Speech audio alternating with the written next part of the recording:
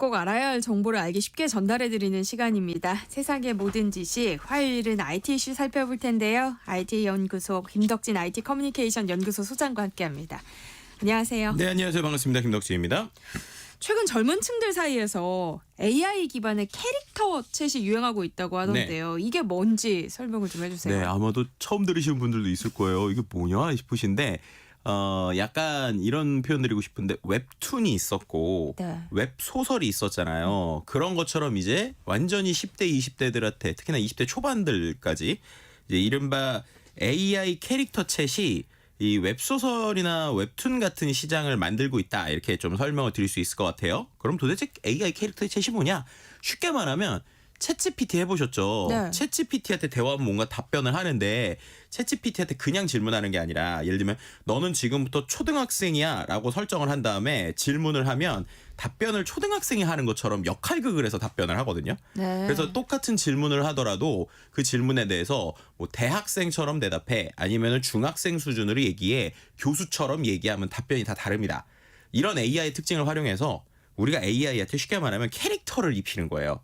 그럼 예를 들면 뭐 AI한테 너는 되게 잘생기고 멋있는 뭐 20대의 아이돌 가수이고 그리고 너는 나와 지금부터 대화를 해야 돼. 뭐 이런 식으로 하면 실제로 AI가 그런 캐릭터의 성격을 가지고 대화를 해주는 겁니다.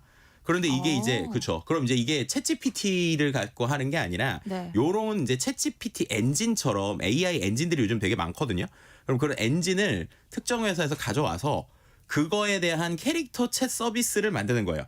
그럼 여기는 챗GPT처럼 약간 복잡하게 돼 있는 게 아니라 내가 넣고 싶은 캐릭터의 내용을 딱 넣으면 그다음부터 마치 우리가 그 웹소설의 주인공이 된다고 표현을 할까요? 아니면 무슨 게임에 내가 주인공이 된다고 할까요? 그럼 이제 내가 만든 설정한 어떤 캐릭터가 나한테 말을 걸고 그럼 제가 또 말을 하면 거기에서 대답을 하고 막 이런 식의 상황극을 하는 거죠. 그럼 이게 일종의 이제 그 10대 친구들한테는 내가 마치 웹소설의 주인공이 된 것처럼 아니면 웹툰의 주인공이 된 것처럼 이렇게 얘기를 할 수 있을 거잖아요. 그래서 이런 식의 서비스를 요즘에 지금 이런 AI를 기반으로 해서 이제 대화하는 것들을 캐릭터 챗이라고 보통 표현을 하고요. 이런 것들이 말씀드린 것처럼 챗 GPT 말고도 여러 가지 언어 모델을 기반으로 이 서비스에 이런 캐릭터를 잘 설정할 수 있게 해주는 걸 얹혀서 일종의 서비스화가 되고 있습니다. 그래서 이 서비스를 뭐 예를 들면 개인이 그 특정 캐릭터를 내가 직접 예를 들면 나랑 대화할 사람을 만들어가지고 할 수도 있고요. 요즘엔 이런 걸 또 전문으로 만드는 캐릭터를 만들어주는 장인들이 생겼어요. 마치 우리가 웹소설에서도 되게 매력적인 캐릭터들이 나오면 그 캐릭터에 되게 몰입이 되고 드라마에서도 이 드라마 주인공의 설정을 어떻게 하는지가 되게 중요하잖아요. 그래서 심지어는 그런 캐릭터 설정을 해서 챗을 만들게 되면 거기에서 사람들이 사용료를 내면 일부 받는 뭐 이런 식의 비즈니스 구조들까지 생기고 있습니다. 근데 이게 매출 규모가 생각보다 크다면서요. 비즈니스적으로도 관심이 쏠릴 수밖에 없겠어요. 네, 그럼 이게 돈을 어떻게 벌어 하실 수 있을 거예요. 근데 이게 웹툰하고 웹소설 보신 분들은 똑같은 비즈니스 모델이라고 생각하면 됩니다. 무슨 말이냐면 기본적으로 제가 만든 캐릭터랑 몇 번의 대화까지는 공짜로 돼요. 근데 이제 몇 번의 대화를 넘어가기 시작하면 이 캐릭터랑 대화를 더 하려면 돈을 내야 돼요. 네. 아니면 또 한 가지가 AI가 챗GPT 써보시면 알겠지만 챗GPT 버전에 따라서 답변에 저는 이렇게 깊이라고 표현하는데 똑같은 질문을 해도 답변의 길이도 다르고 내용도 다르고 패턴도 다르고 생각의 어떤 깊이가 다르게 느껴지잖아요.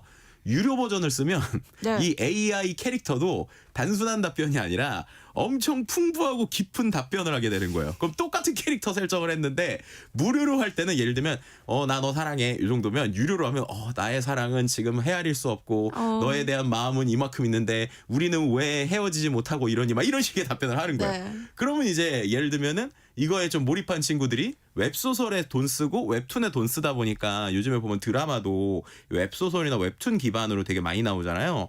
그런 것처럼 AI에 있는 캐릭터 컨텐츠라도 웹소설이나 웹툰에 돈 쓰는 친구들이 요게 요즘 이제 돈을 쓰기 시작을 하는 거예요. 근데 이게 금액이 얼마 정도 되느냐? 한 국내에 이런 캐릭터 책 회사가 있는데 작년 이제 2024년 10월에 유료화를 했거든요. 유료화 한 달 만에 매출이 일단 10억이 나왔습니다. 한 달에.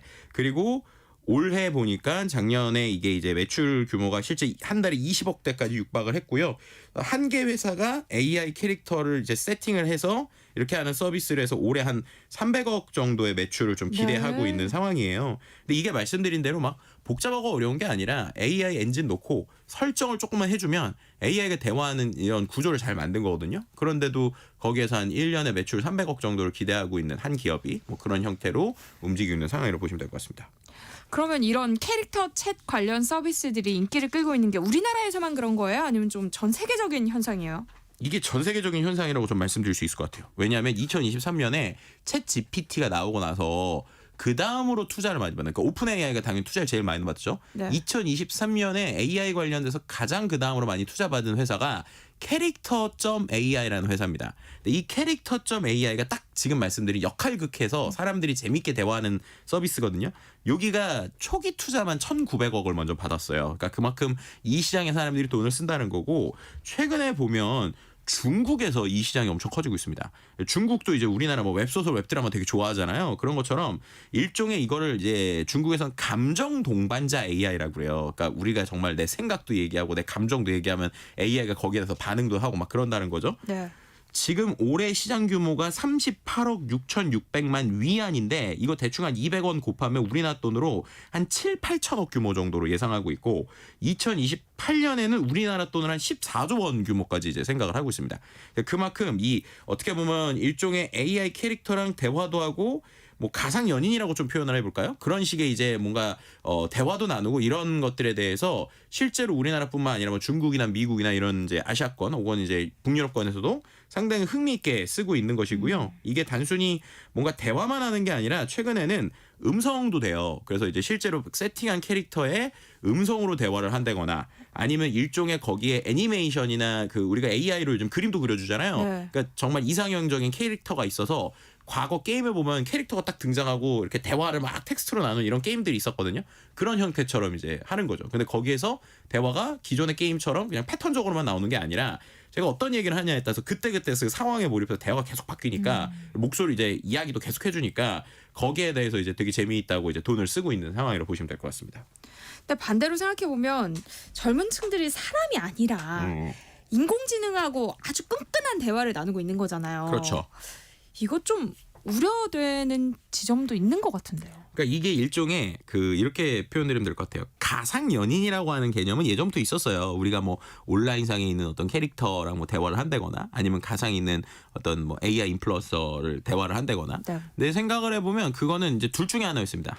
둘 중에 하나가 뭐냐면 하나는 캐릭터가 있긴 있는데 캐릭터가 AI를 만나기 전에는 답변이 되게 단순했어요. 그러니까 예를 들면 과거에 우리나라에 심심이라는 게 있었거든요.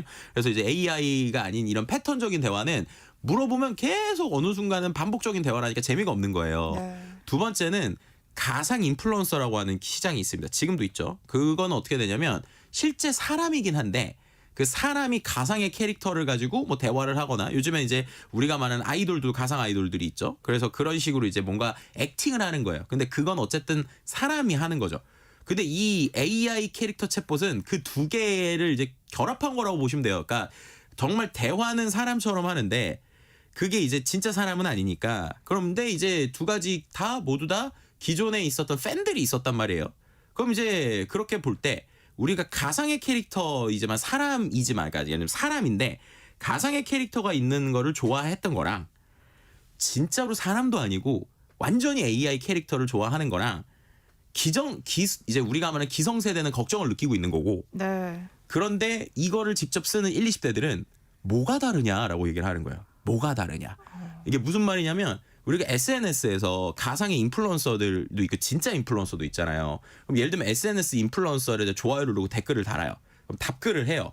근데 그렇게 할 때 이 답글을 달고 댓글을 다는 행위를 하는 소비자들이 이 실제 인플루언서, 우리가 말하는 SNS에 있는 인플루언서를 볼 거라고 기대를 안 한다라는 거예요. 그런데도 그들이 대화를 해주니까 내가 직접 사람을 만나는 건 아니지만 감정적으로 교류를 느낀다는 거죠. 그렇다면 어차피 내가 안 만날 사람, 가상이든 AI든 똑같은 거 아니야? 그냥 재미의 요소 아니야? 이렇게 느끼는 게 지금 1, 20대들이 여기 돈을 쓰는 거고, 말씀하신 기존 세대는 아니 그러면 이제 연애도 안 할 거고 거기에 있어서 진짜 결혼도 안 할 거고 내가 뭔가 있었던 그런 걱정들이나 힘든 거 그냥 AI한테 다 풀어버리면 현실에서 사람 안 만나는 거 아니야? 라고 하는 걱정을 하고 있는 게 지금의 딱 정확한 스탠스다. 두 이제 세대의 좀 차이다, 이렇게 좀 말씀을 드리는 게 좀 제가 드릴 수 있는 정확한 이제 좀 수위인 것 같습니다. 아, 저는 네. 기성세대인가 봐요. 그런 걱정이 돼요. 아니 근데 맞습니다. 실제로 중국에서는 AI와 감정 교류를 문제로 지적하는 목소리가 나오고 있다면서요. 맞아요. 근데 이제 제가 지금까지 말씀드린 건 약간 그 미성년자가 아닌 부분에 대해서는 저는 그럴 수 있다고 봐요. 근데 약간 미성년은 다르다고 봐요. 왜냐하면 아무래도 이 정서적 교감을 하는데 여러 가지 좀 그 뭐라고 해야 되나 좀 사회화 훈련도 필요하고 교육을 해야 되잖아요. 근데 그런 부분에서 이 AI 채팅 소프트웨어가 좀 청소년들이 갖게 되는 생각에 조금씩 조용하게 침투한다라는 겁니다. 네. 실제로 어떤 이슈들이 나오고 있냐면 초등학생 6학년 딸이 있는 중국에 있는 그 어머니의 이야기들이 이제 기사에 좀 실렸는데 딸이 초등학교 6학년 딸이 AI 남자친구에 푹 빠졌다는 거예요. 근데 대화를 하는데 대화의 수위가 너무 높다는 겁니다. 그러니까 왜냐하면 AI 캐릭터랑 대화를 하는데 예를 들면 소설이거나 웹툰이면 이게 스토리가 이미 있는 거고 보는 거니까 네. 만약에 부모님들이 보게 되면 아 이거는 좀 위험해라고 이제 할 수가 있잖아요. 근데 이 AI 캐릭터는 그때그때 대화할 때마다 이게 뭔가 그 우리로 치면 사탕 박스에서 사탕이 이렇게 뭐 하나하나 나오지 랜덤하게 나온단 말이에요. 그렇게 되니까 항상 서비스를 쓰고 있는 걸 볼 수는 없는데 가끔씩 봤더니 야 이거 너무 수위가 높은데? 라고 이제 생각을 한다는 거죠. 네. 그리고 이게 중독성이 상당히 높다는 거예요. 왜냐하면 우리가 모든 그 모바일 서비스 중에 전 세계에서 가장 항상 잘 되는 게 뭐냐면 메신저 서비스입니다. 생각해 보시면 우리나라에서 메신저 서비스가 잘 되죠. 왜냐하면 사람들은 인터랙션하는 걸 되게 좋아하거든요. 근데 친구들한테 우리가 톡을 보냈는데 답장이 10분 동안도 안 와요. 그럼 이제 친구들은 되게 싫어할 텐데 이 AI 챗은 질문하면 바로 답변이 빠빠방 온단 말이에요. 그것도 내가 원하는 형태와 내가 원하는 상황으로. 네. 그러니까 상당히 중독성이 높으니까 계속 돈을 쓰게 된다는 겁니다. 그래서 이 두 가지 이슈, 그러니까는 약간의 수위가 너무 높다. 그들이 초등학생이 쓰기에 그리고 이런 비용에 대한 계속 반복적인 구조가 있다라고 하니까 이게 좀 사회적으로 문제가 될 수 있는 거 아니냐라고 이제 중국에서 이 10대들을 대상으로 하는 이제 서비스에서 조금 이제 이야기가 나오고 있는 상황이죠. 그럼 청소년 보호 기능은 없어요? 있는데 네. 허울뿐이다라고 지금 얘기하는 게 이제 중국에서의 좀 이제 지적이라고 보시면 돼요. 네. 예를 들면 실제로 AI 챗봇들한테 민감 단어 제한이라고 하는 것들을 좀 걸어놓는 애들이 있거든요. 그럼 이제 그런 단어를 넣거나 내용을 넣으면 아예 답변이 안 되거나 아니면 이렇게 아웃풋이 안 나온단 말이에요. 근데 생각해 보면 그렇게 되면 10대들에게 좋겠지만 20대 이상 성인들은 그러면 재미가 없을 거잖아요. 냉정하게 생각을 해야 되는 게 돈을 쓴다라고 생각을 하면 우리가 챗GPT랑도 그런 대화할 수 있거든요. 근데 챗GPT 아니고 굳이 그런 캐릭터 챗으로 가는 건 챗GPT는 정말 올바르고 똑바른 얘기만 한단 말이에요. 근데 예를 들면 사람들이 넷플릭스 같은 데서도 성인물을 되게 좋아하고 좀 자극적인 걸 좋아하듯이 돈을 쓰는 거에 그렇게 컨텐츠가 있다 보니 그런 이제 어떻게 보면 아주 과격한 단어를 잘 쓰는 챗봇들이 있어요. 그런데 그런 것들을 모아서 아까 말한 몇몇 사이트는 필터가 걸려 있는데 필터가 안 걸려 있는 AI 챗봇 모음 추천 뭐 이런 게시물이 많다는 거예요. 중국 안에서. 네. 그러니까 이제 결국에는 청소년들도 뭔가 가이드라인이 있는 AI를 쓰는 게 아니라 그런 거 없는 AI가 더 많으니까 그걸 더 쓰게 되고 또 이제 그 안에서 얘가 이제 조언도 해주고 막 그런단 말이에요. 근데 AI가 해주는 조언은 뭔가 사람이 해주는 게 아니라 아까처럼 그 캐릭터의 관점에서 조언을 해주니까 마치 약간 그 뭐 약간 비약하자면 불량 친구가 자기 생각대로 막 하는데 그거를 진짜 막 AI가 해준 말이냐 이제 이해를 할 수 있다. 그래서 그런 부분에 있어서 청소년의 어떤 성격을 만들 때 좀 위험할 수 있다라는 게 오히려 지금 중국에서 좀 나오고 있는 얘기고요. 청소년의 성장을 뭐 잘못 인도하거나 해로운 언어나 감정 패턴에 노출돼서 좀 잘못된 인식을 갖게 할 수 있다라고 하는 게 지금 이제 중국에서 나오고 있는 이야기라고 보시면 됩니다. 자, 이렇게 되면 인공지능 챗봇에 대한 규제 장치가 필요하다는 이야기가 나올 수밖에 없을 것 같아요. 네, 맞습니다. 그래서 이제 실제 중국에서 오히려 더 빠르게 이 미성년자 인터넷 보호 규정이라는 게 원래 중국에 있거든요. 근데 그게 지금은 게임하고 라이브 방송 플랫폼에서만 실명 인증 요구하고 있어요. 근데 AI 채팅 소프트웨어는 아직 연령 식별 의무화 대상에서 제외되어 있거든요. 이 부분에 있어서 실명 시스템 구축하고 청소년과 성인을 엄격하게 구분할 수 있도록 빨리 해야 된다라는 얘기들이 지금 좀 나오고 있는 상황입니다. 우리나라 서비스들도 여러 가지로 고민이 깊어질 것 같아요. 자체적인 뭐 안전장치라던가 뭐 가이드라인 이런 건 좀 있어요? 계속 만들고 있는 상황이고요. 근데 이제 결국에는 이게 해킹하고 뚫어내고 이런 거랑 비슷해서 가이드라인을 또 어떻게 뚫는가라는 글들이 또 이제 커뮤니티에 같이 있는 상황입니다. 결국에는 이런 것들은 완벽하게 규제만으로는 막을 수 없고 결국 기술적인 백업하고 그다음에 사용자를 나누는 이런 것들이 좀 필요한 것 같고요. 결국에는 이제 궁극적으로는 이런 서비스들이 더 대중화되면 AI가 AI를 차단하거나 대화를 할 때 오히려 좀 우회하는 표현들 이런 것들이 좀 나올 것 같기는 한데요. 궁극적으로는 어쨌든 이거의 목표 자체가 AI 동반자의 형태이기 때문에 진짜 동반자의 정신이 무엇인가라는 것들을 오히려 조금 우리가 말하는 AI 윤리 부분에서도 사용자들에게도 좀 교육을 같이 해야 되는 필요도 좀 있을 것 같습니다. 그러니까 기성세대인 우리 입장에서는 진짜 젊은 층이 실제 사람과는 대화하지 않고 인공지능과만 대화를 하는 세태가 생기는 건 아닐지 좀 걱정스러운 마음도 드네요. 네, 맞습니다. 세상의 모든 지식 IT 연구소 오늘 여기까지 하겠습니다. 지금까지 김덕진 IT 커뮤니케이션 연구소 소장과 함께했습니다.